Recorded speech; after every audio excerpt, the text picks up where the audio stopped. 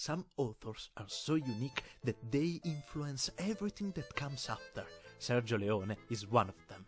As a film director and a screenwriter, he left so much of a legacy that when directors ask for an extreme close-up on the actor's face, they refer to it as a leone. This video will look at his red thread. A narrative thread connects all his works and runs through the themes he explores. The first thing that connects all Leone works is male friendship. In all his movies, there is a strong male friendship between two characters that starts as a conflict, or better said, a challenge between them to demonstrate who's better. After the show-off, they begin to respect each other and grow fond of one another.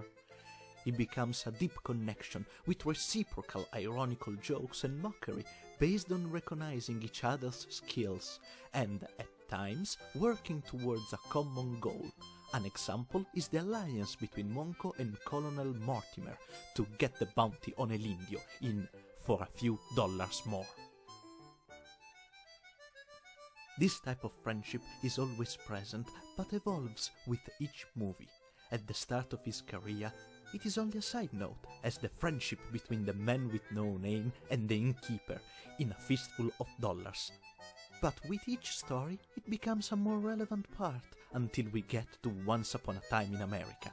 In this movie, friendship is the narrative engine and the central theme.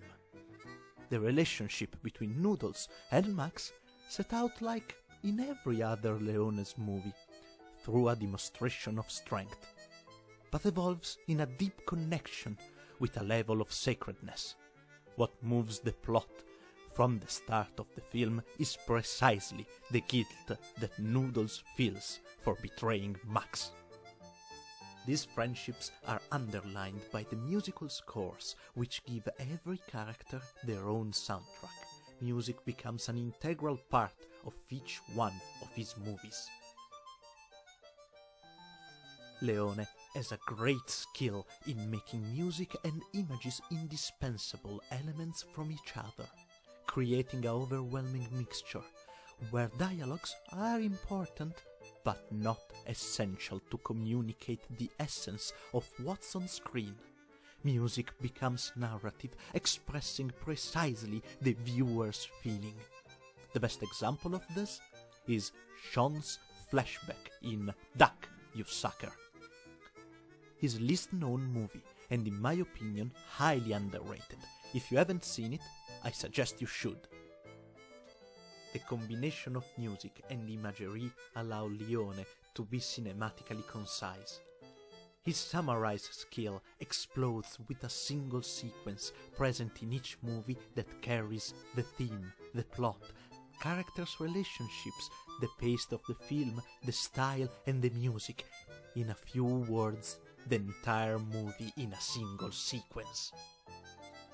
There are two perfect examples. The first one is the scene of Tuco running in a giant military cemetery, looking for the treasure in the good, the bad and the ugly. We can find the theme of war present as a background through the movie, the plot searching for the treasure, the galvanizing music appropriately called the ecstasy of gold, Tuco's search, which is why he became friend with Blondie, and the feeling of grandeur that permeates the movie. The second example is Frank and Harmonica's final dialogue, followed by the duel in Once Upon a Time in the West.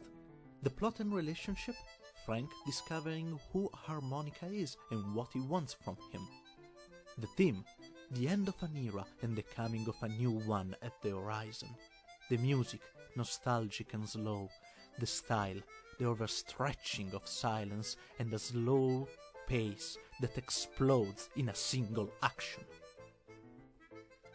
Like every author, Leone changes with time. In every movie, he includes in the background an event that he wishes to show from an almost neutral perspective. He lets his characters move in it, being influenced by that event in their actions. This thread starts with the good, the bad and the ugly, with the American Civil War. It continues in Once Upon a Time in the West with the railroad construction in the American West.